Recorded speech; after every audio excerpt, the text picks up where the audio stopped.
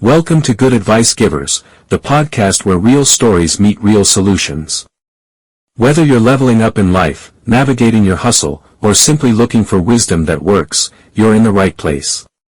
We bring you straight talk, actionable tips, and uplifting conversations to help you grow in mindset, money, and motivation. Don't just listen, tune in weekly, download your favorite episodes, and if you love what you hear, donate to support the mission. Your support helps us keep sharing the good advice that changes lives. We're building a community of thinkers, doers, dreamers, and believers, and we want you in it. From interviews with entrepreneurs and creatives to personal reflections on real-world challenges, every episode is packed with practical value. Ready to grow with us? Let's get into it. Hey, ever start to think about how much can be crammed into, well, just a single date on the calendar? It's pretty wild when you look closely. Yeah, today we're going to pull back the layers on April 20th. It's a date that sparks very different images, very different feelings for people. That's right. The material you sent over, the many faces of April 20th, it really opened my eyes to just how much historical weight and, cultural weight this one day carries. We're going to explore why it's so globally recognized for cannabis culture, the whole 420 thing. Right. But also why it holds this really somber significance of being Adolf Hitler's birthday. Exactly. And, our goal here is always to give you the crucial info without sort of bogging you down. Get right to it. Yeah. So our mission today is to understand the surprising duality of April 20th, why it's a day of celebration for some, and, well, a day of stark remembrance for others. The material you shared gives us a really broad view, its origins, some twists and turns I definitely didn't expect. Okay, so where do we even start with a date this complex? Maybe the more lighthearted side first, the story behind 420. Sounds like a good place to start. And what's fascinating is how this whole global thing seems to have sprung from something so small, so specific. Right. So back in the early 1970s, you've got this group of high school students in California. They call themselves the Waldos. The Waldos, okay. Yeah, and they used 420 as a kind of code. The idea was they'd meet up at 4:20 p.m. by this Louis Pasteur statue at their school to go search for this rumored abandoned cannabis crop nearby. And did they find it? Incredibly, no, they never actually found it. They searched and came up empty. That's almost, it's funny, right? How this huge phenomenon has such an almost anticlimactic start. Totally. But that regular meeting time, 420 Louis, it just kind of morphed into 420. It became their secret shorthand for talking about cannabis. Okay, so that's the local bit. But here's where it gets really interesting for me. How did this little high school code break out and, go global? Well, it seems the Grateful Dead played a pretty significant role. Ah, okay. Makes sense. Yeah, one of the Waldos apparently had a connection to the band, or their circle, anyway.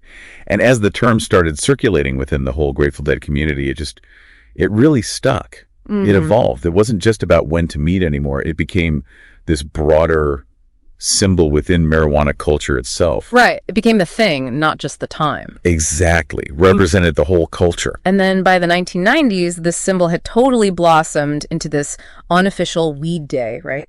Celebrated every April 20th. Mm-hmm. The material you shared talks about these incredible gatherings starting to pop up, like thousands of people showing up in places like Golden Gate Park in San Francisco, crowd. The University of Colorado Boulder, even Parliament Hill in Ottawa, Hyde Park in London, people just coming together. It was this mix, wasn't it? Part celebration, part, a very public push for change. A protest, almost. Mm. Definitely. If you connect this to the bigger picture, you can really see it reflecting a shift, right? A real change in how society was starting to view cannabis. Absolutely.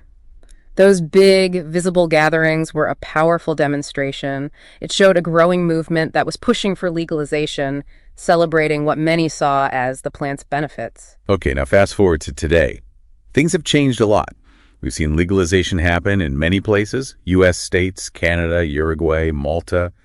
How has that massive shift influenced the way 420 is well observed? Well, what's intriguing, I think, is this transition. It went from something that felt a bit like civil disobedience. Right, like sticking it to the man. Kind of, yeah. To something much more mainstream. Right. Now, don't get me wrong, advocating for policy reform is still a key part of April 20th. Okay. You've got groups like MPP Marijuana Policy Project and NORM-LML, the National Organization for the Reform of Marijuana Laws.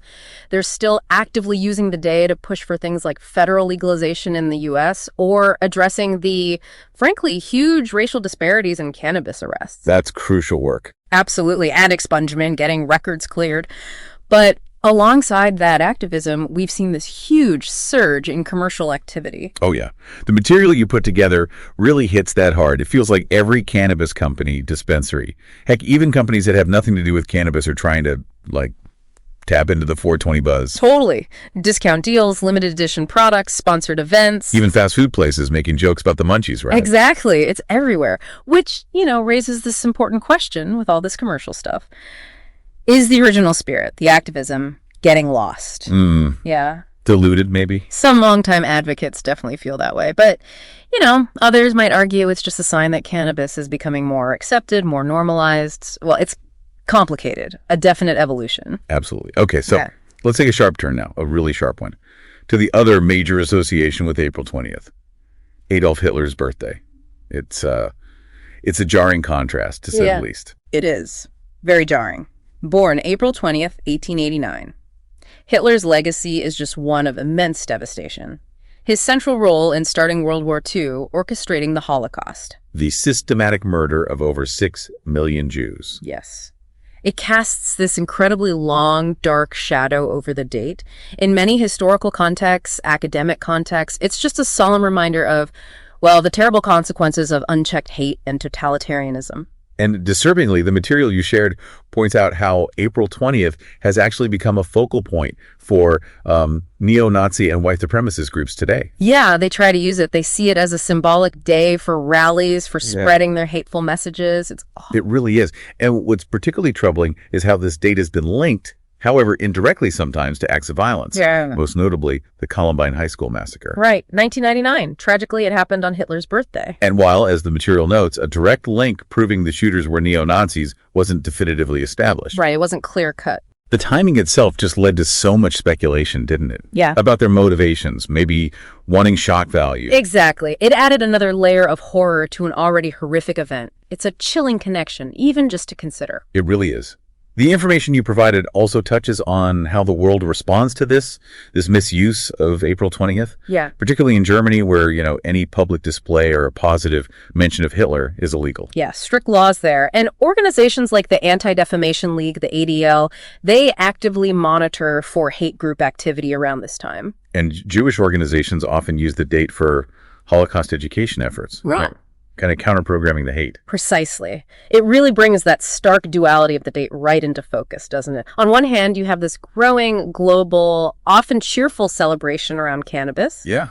And on the other, a date that carries immense historical pain and is actively exploited by groups promoting hate. It really makes you think, how can one single day hold such wildly different meanings for different people? It's kind of mind-bending. And the material you compiled, it actually looks at other notable events and birthdays on April 20th, too, which was quite a surprise. It is a surprisingly busy day. When you look beyond those two, dominant narratives, you find this really diverse mix. Like who? Well, people born on April 20th include George Takei. Oh, wow. Sulu. Yeah. Jessica Lange, Carmen Electra, the amazing musician Tito Puente. Quite the list. And historically, the first known performance of Shakespeare's Macbeth in 1611. No kidding. Yep. Freedom of religion being granted to Jewish people in New Amsterdam back in 1657. The Apollo 16 moon landing in 1972. And Columbine, of course, in 1999. Right. It really challenges the idea that this date is only about cannabis or only about Hitler. It's much more layered. Yeah, it throws a real curveball into how we think about why certain dates become so significant, doesn't it?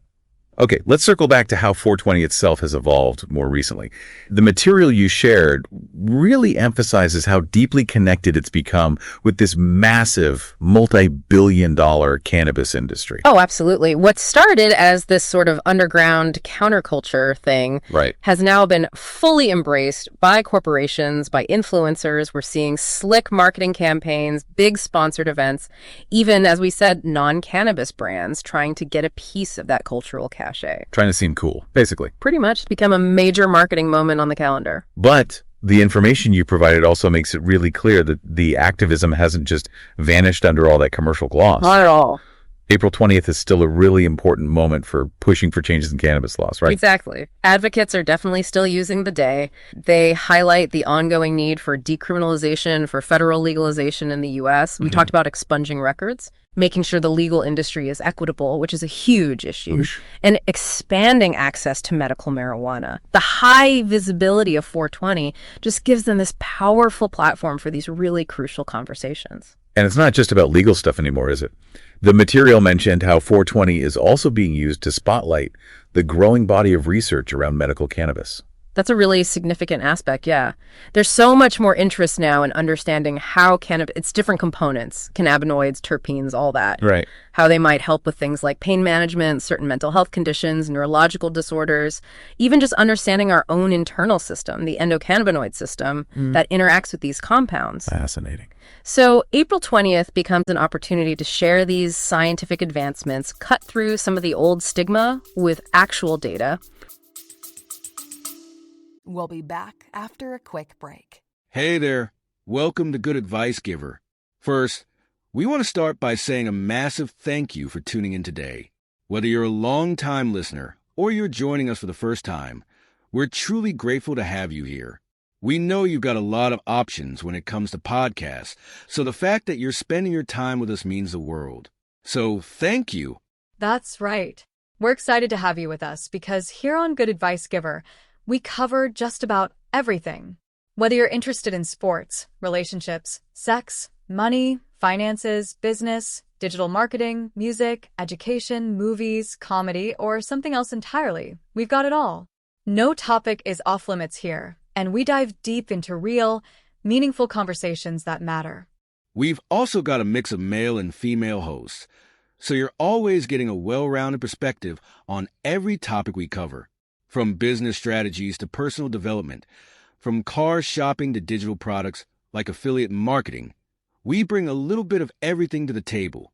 Our goal is to offer advice, insights, and some laughs along the way to make sure you feel welcome and engaged, no matter what brought you here.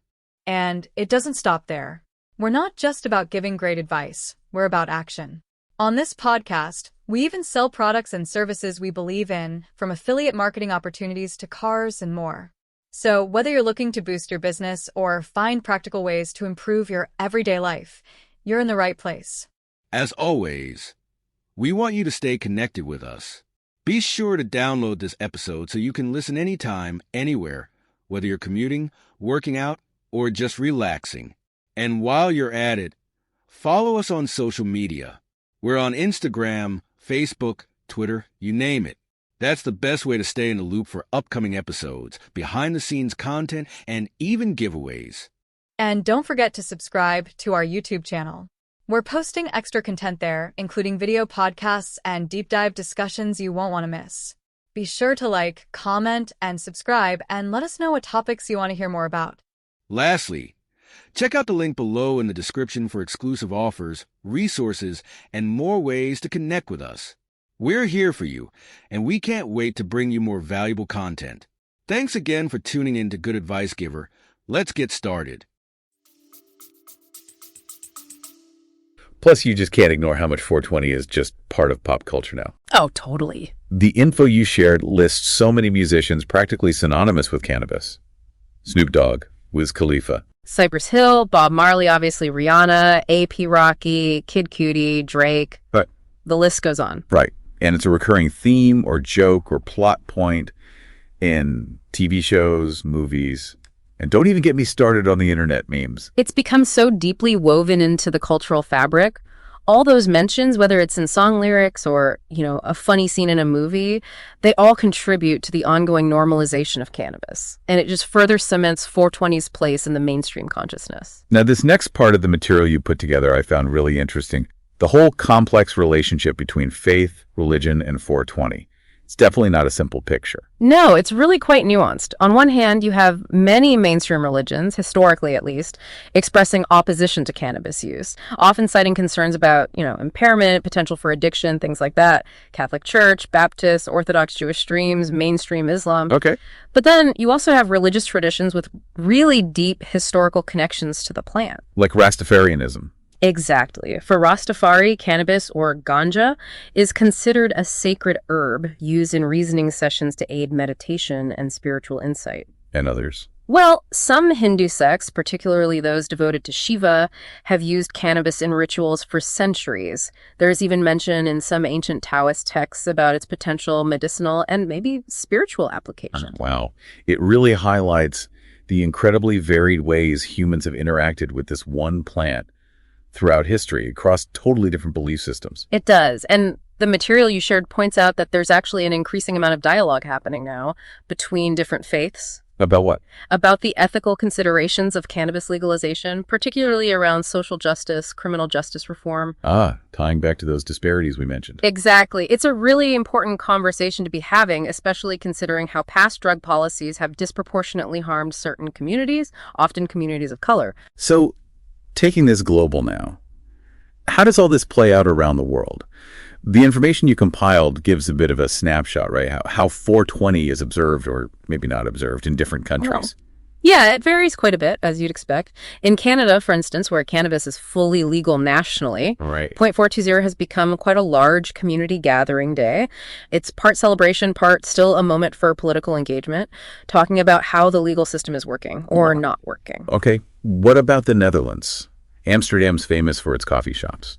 Interestingly, they don't have huge formal 420 celebrations in the same way, but they definitely see an uptick in cannabis-related tourism around that time. It's more of an ongoing culture than a single peak day, perhaps. In Jamaica, given the Rastafari connection. There, it tends to blend more seamlessly with Rastafarian spiritual practices. It doesn't have the same kind of commercial recognition you see in North America. In Germany. In Germany, the focus tends to be more on policy reform discussions and highlighting advancements in medical cannabis, which is legal there. Gotcha. And then there are places where it's completely different. Oh, yeah. Countries with emerging cannabis economies, maybe like Mexico or Thailand or South Africa, they might be slowly seeing 420 introduced as a concept. But in nations with very strict drug laws, Singapore, Saudi Arabia were mentioned. Yeah. Even acknowledging 420, certainly celebrating it publicly, could carry really serious legal consequences, punishable offenses. It really just demonstrates how much local cultural norms and, crucially, the legal framework shape the meaning and the actual observance of this date globally. Okay, we have to circle back, though, to that darker aspect. It feels unavoidable. The tragic connection to the Columbine massacre and the way extremist groups have sort of co-opted April 20th. This is a really critical piece of the puzzle if you want to understand the full weight of April 20th. The Columbine High School shooting was just horrific, a generation-defining tragedy for many. Absolutely. And the fact that it occurred on Adolf Hitler's birthday just immediately led to this intense speculation about the shooter's motivations. Were they neo-Nazis? Was the date deliberate for that reason? Even though, as we said, that direct link wasn't definitively proven. Correct. But the association was made very publicly, very quickly. And the information you provided really emphasizes the lasting impact Columbine has had on how we think about school safety, obviously gun violence debates in the U.S., mental health awareness. It's a tragedy that continues to echo. And unfortunately, as we touched on earlier, April 20th has also become this date that white supremacist and other extremist groups have latched onto, precisely because of the Hitler connection. Yeah, they see it as a day to rally, to commemorate him, to promote their ideologies. Law enforcement agencies, groups like the Southern Poverty Law Center, they actively monitor for increased chatter and potential activity around this time. So there's a very real concern about hate crimes, symbolic acts of violence. Sadly, yes. It's a sobering reminder that these hateful ideologies are still present and vigilance is needed. And this all ties into how the media covers April 20th, doesn't it? Which is another point you raised in the material. The framing really matters. It matters hugely. Media framing really shapes public perception. So depending on the news outlet, the specific story focus, you might see April 20th presented primarily as a day of, lighthearted cannabis celebration. Yes, stoner holiday headline. Right. Or it could be framed as a solemn day to remember the atrocities of the Nazi regime. or a time to reflect on the tragedy of Columbine and discuss school safety, or even as a date where there's a heightened risk of terrorism or extremist activity. So many different angles. Exactly. And this varied coverage contributes to the complex, sometimes really conflicting public identity of April 20th. It makes you think about the psychology behind it all. Why do certain dates get so loaded with meaning? You introduced this concept in the material, temporal symbolism. Can you unpack that a bit? Sure. It's basically the idea from psychology and sociology that specific points in time dates on a calendar can become deeply connected to strong emotions, significant memories, shared cultural meanings, even specific behaviors. Dates acquire symbolic weight. April 20th is a really powerful, if complicated, example of this. It evokes such different, sometimes incredibly intense responses based on both collective history, like World War II or Columbine, and personal histories or affiliations, like being part of cannabis culture. Like other dates we think of, maybe 9/11 or December 25th or July 4th, they carry this heavy weight of shared experience and symbolic meaning. Precisely. Though April 20th is maybe unique in having such starkly opposing meanings attached to it simultaneously. Which leads us right to this central question that the material raises. Can April 20th, or maybe should April 20th be reclaimed or somehow redefined? It feels like a real ethical tightrope walk. It really is. There are arguments on both sides. Some argue for reclaiming it, saying, look, the meaning of dates can evolve. They might point to Juneteenth in the U.S., a date marking the end of slavery, which has gained much broader recognition and celebratory status over time. Maybe 420's positive freedom-oriented aspects can eventually overshadow the negative. Okay, that's one perspective. But then there's a strong argument for caution. People warning against letting, celebratory commercialism, the fun side of 420, completely overshadow or erase the memory of the very real tragedies and the hateful ideologies also tied to the day, that we risk trivializing horror. Right. That feels important too. And the material you shared highlights some interesting middle ground approaches emerging. Things like dual observance events trying to hold space for both celebration and solemn remembrance, or community education initiatives, really talking about all the meanings. Digital literacy efforts, too, helping people navigate the different narratives they see online. It sounds like a really complex issue with absolutely no easy answers. Definitely not. Ultimately, I think this deep dive into April 20th really reveals it as a date of profound duality. It embodies celebration and sorrow, freedom and hate. It just underscores the incredibly intricate ways that we as a society create meaning, remember history, and grapple with difficult legacies. So here's maybe the final thought to leave our listeners with. Considering all these diverse, often really conflicting meanings tangled up in April 20th, what responsibility do we have? As individuals, as a society? How do we shape the narrative, the observance of a date like this? Is it even possible for one single date to hold such drastically different significance long-term? Or will one meaning eventually just sort of win out in our collective consciousness? That's a powerful question. Definitely gives you a lot to consider. It does. I really encourage you, our listeners, to reflect on the different facets we've talked about today. Maybe explore further some of the history, the cultural movements that stood out to you. Yeah, there's always more to learn. Well, thanks for taking this deep dive with us into the many, many faces of April 20th. My pleasure. It was fascinating to explore. Until our next exploration. Welcome to Good Advice Givers, the podcast where real stories meet real solutions.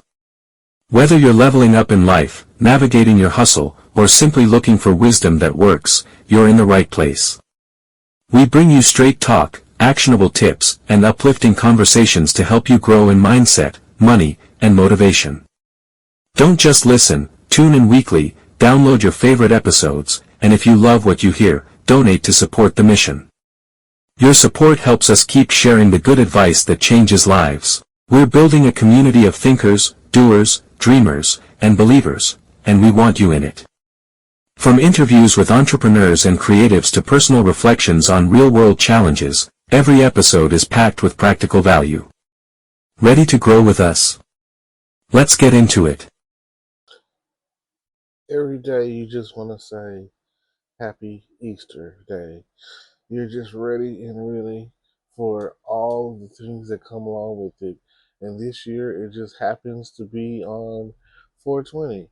And everyone is here for the things that they are trying to figure out today.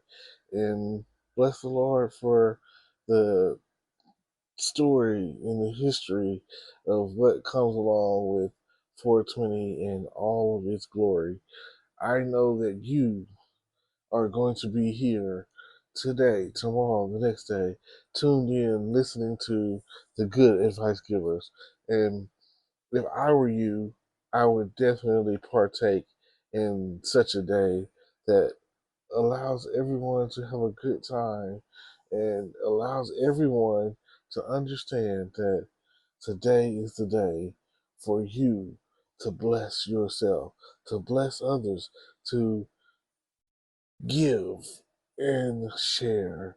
And even the Indians had what they call the peace pipe, and they puffed, and they passed. Now, if you were going to celebrate today, 420, make sure that you do it so in moderation. Do it well. They say that anything is too much is too much, but do it in moderation. Do it to capacity. Make sure that you get all of what you're trying to get out of the situation, and love one another, and understand that, like Jerry Springer, these are my final thoughts. So if you could, just come with us and share with us everything that you do, everything that you have done, so that we all can get along. And think about it. It's just something that needs to be done. I'm glad to be here, and thank God for 420. And for all of you people who are like Nazis or something and celebrating like Hitler's birthday, just think about who cares about that this day and age.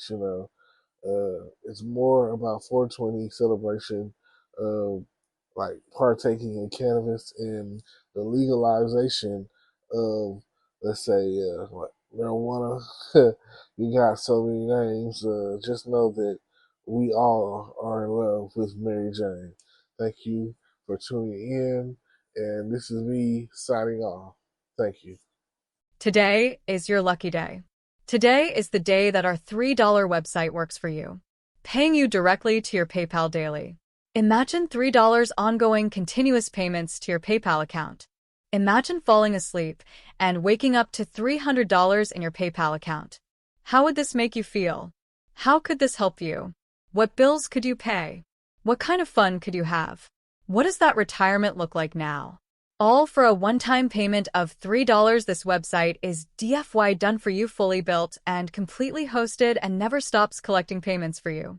You have spent $3 on coffee on a regular, but that coffee won't help you create multiple streams of income. Click the link below.